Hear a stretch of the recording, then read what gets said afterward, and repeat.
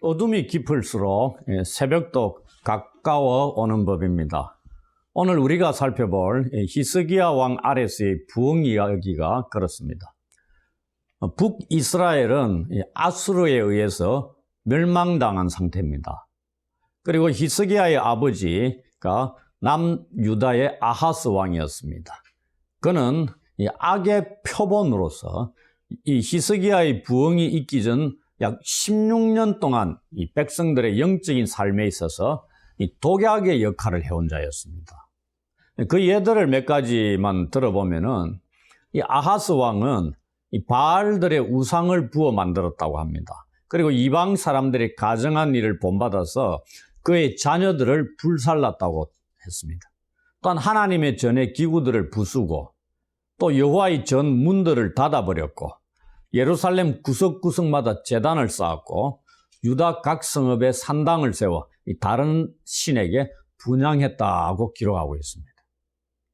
이러한 아하스의 행위를 성경에는 망령되이 행했다고 평가하고 있습니다. 그리하여 종교적으로는 예루살렘에서 드렸던 이 성전 제사가 마비가 된 상태였고 정치적으로는 최악의 상태였다고 되어 있습니다. 그러므로 하나님께서 그들에게 진노하셨다고 말씀하고 있습니다. 이러한 악을 행했던 이 아하스 왕이 죽고 그를 이어 유다의 왕이 된 사람이 바로 히스기야였습니다. 히스기야 시대에 일어났던 이 부흥에 대해서 다음과 같은 평가가 있습니다. 히스기야 시대의 부흥은 성경에 기록된 것들 중 가장 갑작스러운 것 중 하나이다. 히스기야는 통치 첫 달 동안 개혁의 일을 시작했으며 2달 안에 전체 땅이 영적 열광의 물결로 휩쓸었다. 이렇게 되어 있습니다. 어떻게 이런 일이 가능했을까요? 히스기야 아래서의 이 부흥의 모습들은 어떠한 것들이었을까요? 히스기야가 일으킨 이 개혁의 모습들은 역대하 29장부터 32장에 걸쳐 기록되어 있습니다. 그 중에서 우리는 오늘 본문을 통해서 여호와께 돌아오라는 주제에 대해서 살펴보고자 합니다. 이 본문의 핵심은 회개에 대한 것입니다. 본문은 이 사악함과 죄로부터 이 돌아오라는 것을 4가지 차원에서 요구를 하고 있습니다. 이것은 주로 히스기야 왕이 5절에 보시면은 예루살렘 여호와의 전에 와서 이스라엘 하나님 여호와의 유월절을 지키라고 하면서 북이스라엘과 남유다의 보발꾼들을 보내서 초청한 편지의 내용에 집중적으로 나타나고 있습니다. 그 편지의 내용이 6절부터 9절에 있습니다. 이때 말씀드렸다시피 이미 북이스라엘은 BC 722년에 아수르에 의해서 멸망을 당하고 포로로 끌려간 자들 외에 남은 자들만 일부 있었다고 되어 있습니다. 북이스라엘의 마지막 왕이 호세아 왕입니다. 근데 이 히스기야 왕은 성경에 보시면은 이 호세아 제3년의 왕이 되었다 이렇게 되어 있습니다. 같이 연대가 겹쳐진다고 보시면 됩니다. 근데 왕이 되고 지나서 얼마 있다가 북이스라엘이 멸망을 당하는 거죠. 그것을 남쪽 유다의 왕인 히스기야가 알게 된 거죠. 당연히 알고 있는 거죠. 그러면서 이 개혁의 일들을 진행을 합니다. 남쪽 유다만이 아니라 보시면은 북쪽 이스라엘까지 아우르는 개혁을 한다는 얘기입니다. 통일을 꿈을 꾸면서 진행하고 있다는 것을 볼 수 있습니다. 이 히스기야가 진행하고 있는 이 편지의 개혁을 담고 있는 이 편지 내용, 핵심적인 게 여호와께 돌아오라는 구절들이 많이 나옵니다. 이 말은 회개를 담고 있다 말씀을 드렸는데 그가 진행하고 있는 이 편지의 내용에서 남쪽, 북쪽 이스라엘, 온 이스라엘을 아우르는 차원에서 개혁을 시도하는 그러한 부분들을 4가지 차원에서 요구를 하고 있다 말씀을 드렸는데 첫 번째가 무엇이냐면은 전폭적인 신뢰를 갖고 여호와께 돌아오라. 그렇지 않으면 그도 우리에게 돌아오지 않으실 것이다. 이 얘기입니다. 6절에 나타나고 있습니다. 이 여호와께로 돌아서는 것, 즉 회개하는 것은 그분을 전폭적이고 무조건적으로 신뢰하는 것과 그리고 모든 다른 잡다한 우상적인 것, 세상적인 것과의 연합이나 그들을 비밀스럽게 사랑하는 거나 혹은 지원하는 수단들을 하나님께 전폭적으로 의지하는 것과 같이 맞물려가 전적으로 포기하는 것을 요구하는 겁니다. 양립할 수 없다 이 말이죠. 주께로 돌아올 때는 전폭적으로 의지하는데 나머지 이전에 섬겼던, 의지했던, 후원받았던 모든 것들을 완벽하게 포기해야 된다 이 말입니다. 이 회개한다는 얘기는 성경에 두 가지 측면을 말씀하고 있습니다. 하나는 긍정적인 측면, 또 하나는 부정적인 측면입니다. 긍정적인 측면은 여호와께로 돌아가는 겁니다.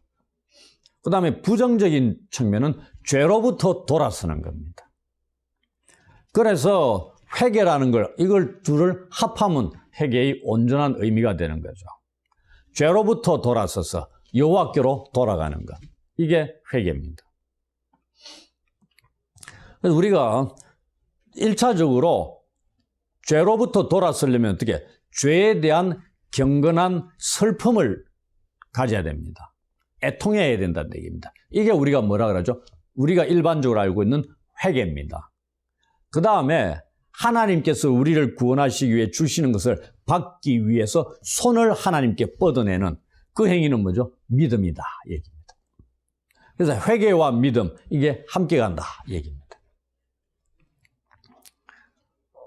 이처럼 이 100% 온전한 헌신이 중요하다고 첫 번째로 말씀하고 있습니다. 이 모세와 예레미야 선지자도 이렇게 돌아오는 자들은 여호와께서 고치실 것이라고 약속을 하고 있는 말씀을 전해주고 있습니다. 성경에 구약에 보시면 여호와께로 돌아오라. 그러면 내가 너희에게 돌아가리라. 이게 구구절절이 많은 곳에서 표현을 하고 있습니다.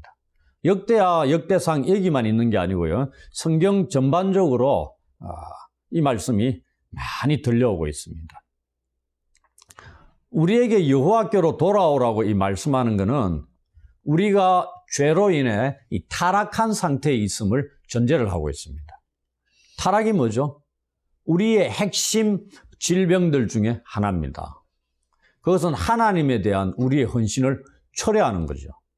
그 다음에 하나님을 향한 우리의 첫사랑을 버리는 겁니다. 그 다음에 예배와 기도를 통해서 하나님을 규칙적이고 전적으로 헌신하는 것을 중단하는 겁니다. 그리고 알맹이가 없는 껍데기만의 외형적인 종교적 형식만을 유지하는 것, 이러한 것들이 타락이다 하는 것입니다. 이러한 죄들이 우리로 하여금 하나님께로 돌아가지 못하게 합니다. 호세아 5장 4절에 그렇게 말씀하고 있습니다. 그들의 행위가 그들로 자기 하나님에게 돌아가지 못하게 하나니 이는 음란한 마음이 그 속에 있어 여호와를 알지 못하는 까닭이라. 우리 안에 있는 죄 때문에 하나님께로 돌아가지 못하게 한다는 얘기죠. 여기서부터 돌아서는 것이 1차적으로 중요하다는 것입니다. 이러한 죄들이 우리로 하여금 하나님께로 돌아가지 못하게 하고 있다는 호세아의 말씀과 같이 이러한 모습들이 우리에게 없는가를 점검해 보셔야 합니다. 죄로 인해 하나님께로 돌아가지 못하고 있는 자들에게 주시는 하나님의 대안은 이것입니다. 너희가 여호와께로 돌아오면 하나님께서도 너희에게로 돌아오시리라. 이 말씀은 스가랴 1장 3절, 말라기 3장 7절 이와 같은 데서도 거의 동일하게 표현합니다. 너희는 내게로 돌아오라. 그리하면 내가 너희에게로 돌아가리라. 내게로 돌아오라. 그리하면 나도 너희에게로 돌아가리라. 거의 동일한 표현들이 나타나고 있다는 얘기입니다. 이 회복이나 부흥을 경험하기에 앞서 우리가 해야 될 일이 뭐냐를 알려주는 거죠.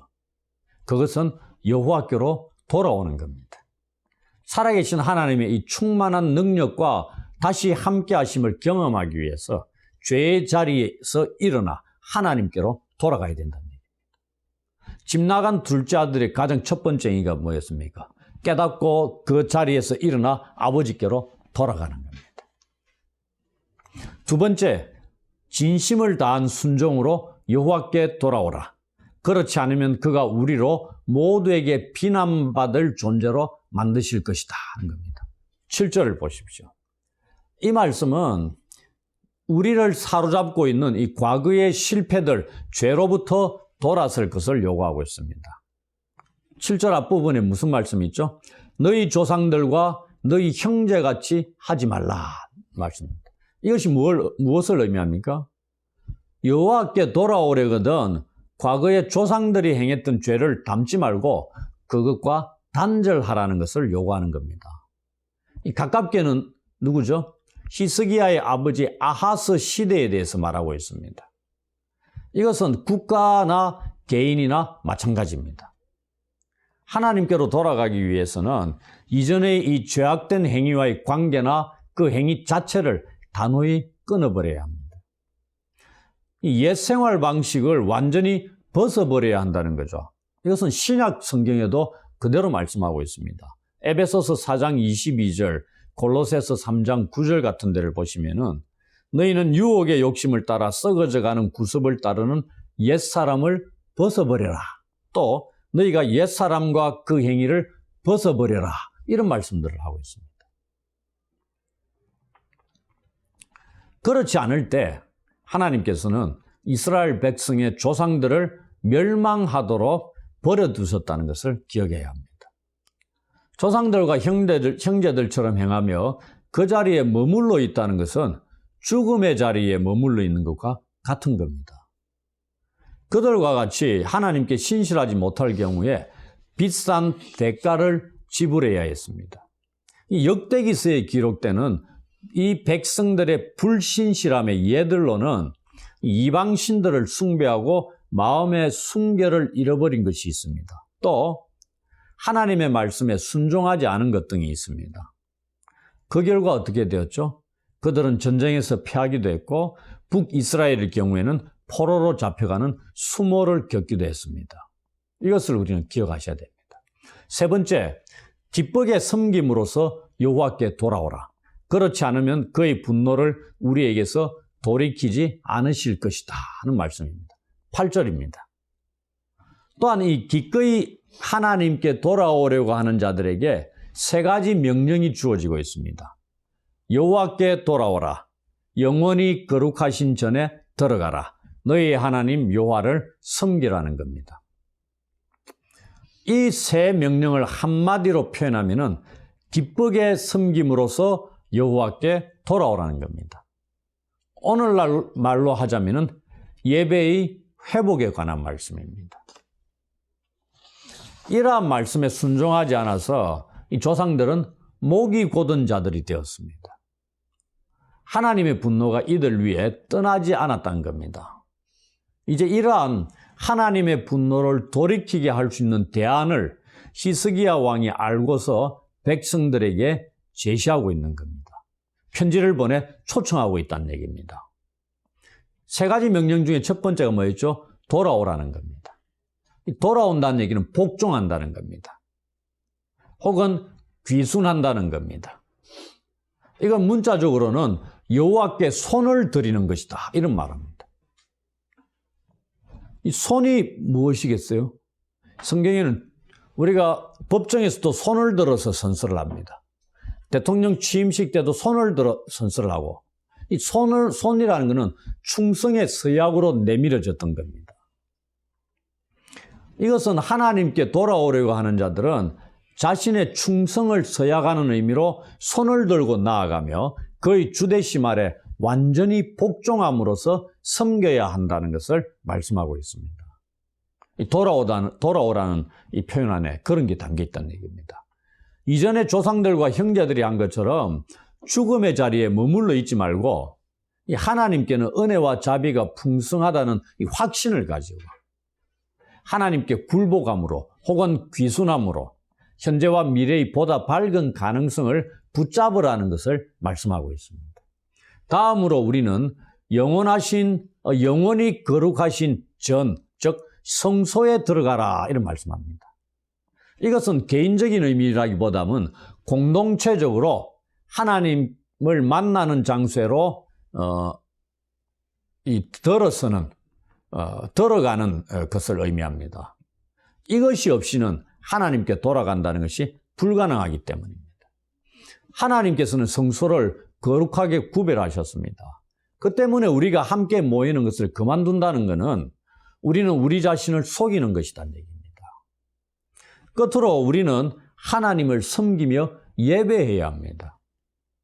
이 북쪽 이스라엘 백성들은 성전에서의 제의를 거부함으로써 하나님을 거부하는 악을 행했습니다. 엉뚱한 곳에서 예배했다는 얘기입니다. 이들을 향해 히스기야는 참되고 유일한 성소인 예루살렘 성전으로 돌아와 진심으로 하나님을 예배함으로써 그들은 자신들이 하나님께 행했던 이 불신실함을 신실함으로 대체하고 회개했다는 것을 보여줌으로써 다시 한번 하나님의 임재의 경험을 누리라고 권면하고 있는 겁니다. 모이기를 피하는 이 세상의 그 어떠한 것으로도 하나님을 영과 진리로 예배하는 것을 대체할 수 없다는 것을 기억하셔야 됩니다. 하나님께 드려야 할 자리에 이 다른 것을 향한 충성심이나 흥미가 차지하게 될 때는 히스기야의 시대처럼 이 바알 숭배가 자리 잡을 수 있다는 것도 기억해야 됩니다. 그래서 히스기야 왕이 이것을 알고 이것을 깨트려 버리라고 지금 편지를 써서 보내며 초청하고 있는 겁니다. 예배의 회복을 위해서 초청하고 있다는 말씀입니다. 히스기야는 이 북이스라엘의 남은 자들에게 그들이 하나님을 예배할 수 있는 유일한 장소는 예루살렘임을 재확인시키고 있습니다. 이로써 히스기야는 이 예루살렘에서의 성전 예배를 회복하는 동시에 이 예배 회복을 통해서 북쪽 이스라엘의 남은 백성들까지 껴안음으로써 이 정치적으로도 통일을 이루고 있음을 보게 됩니다. 여기에서 우리는 이 남북한 통일에 대한 이 소망을 엿볼 수 있습니다. 우리가 어떻게 해야 하는가를 성경을 통해서 배울 수 있을 것입니다. 네 번째, 마지막으로 쉼 없는 기도로서 여호와께 돌아오라. 그렇지 않으면 우리로부터 그의 사랑과 함께 하심을 거두실 것이다 하는 겁니다. 9절입니다. 이 쉼 없는 기도라는 것은 이 사무엘상 7장 8절에서도 언급이 되고 있습니다. 부흥과 관련돼서 미스바에 모여서 사무엘의 지도 아래 이스라엘 백성이 미스바에 모여 국가적으로 회개 운동을 벌였잖아요. 그런데 블레셋이 쳐들어옵니다. 이때 백성들이 무엇하냐면은 사무엘 선지자에게 얘기를 합니다. 당신은 쉬지 말고 하나님께 우리의 구원을 위해 부르짖어 달라고 요청하고 있는 겁니다. 자기들이 부르짖는 게 아니고 사무엘 선지자로 하여금 쉬지 말고 하나님께 부르짖어서 자신을 하나님께서 이스라엘 백성을 구원해 달라고 요청을 한다는 얘기입니다. 거기에서도 나타납니다. 이 마지막으로 하나님께 돌아오기 위해서 히스기야 왕이 제시하는 대안은 기도하는 겁니다. 하나님의 은혜와 자비를 구하는 기도를 해야 한다는 겁니다. 지금 이스라엘 백성들은 이방 신들을 섬겼고 이방인들의 가증한 풍습을 따랐습니다. 그리고 예루살렘 성전이 아닌 이 산당에서 다른 신들에게 제사를 드렸다는 얘기입니다. 그래야 이 하나님의 진노를 받아서 북이스라엘은 멸망을 했습니다. 그리고 백성들은 포로로 잡혀가기까지 했습니다. 일부만 남아있다는 얘기입니다. 하나님은 이스라엘을 떠나셨고 그들에게서 얼굴을 돌리셨습니다. 하나님의 자비와 은혜를 입지 못하고 있었다는 겁니다. 이러한 상황에 있는 자들이 하나님께 돌아오기 위해서는 진노 중에라도 긍휼을 잊지 마옵소서라는 이 하박국 선지자의 기도가 필요했던 겁니다.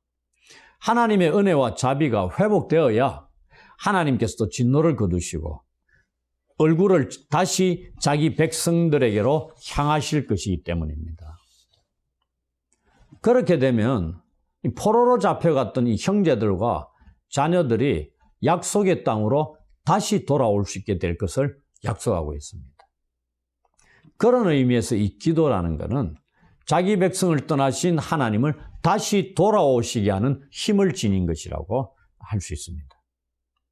여기서 이 기도는 개인적인 것이라기보다는 공동체적인 회개의 기도라고 볼 수 있습니다.